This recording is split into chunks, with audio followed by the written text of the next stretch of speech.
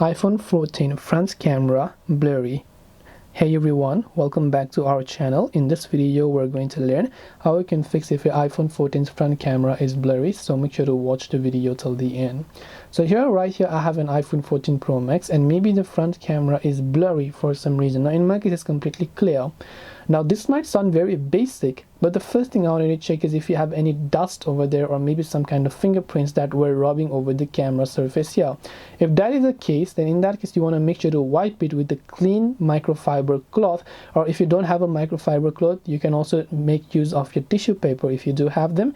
With a soft paper you can try to wipe that and just check the quality, because most of the times it's just the issue. It's just how your camera app is delaying it for you. Now you can try to open up settings. If that's not working, try other fixes, like maybe going to the camera settings over here and then checking all of these options over here. Now in case you don't find it, you can just try to reset the settings. Now you can just try to customize the settings depending on what you want. If it doesn't work, just check if your device has an update available, and if it does have an update available, by simply going to general and software update it to the latest version. So hope this video helped you. If you have got any more questions, feel free to also leave them down below. Thank you for watching till the very end of this tutorial, and see you soon in the next video.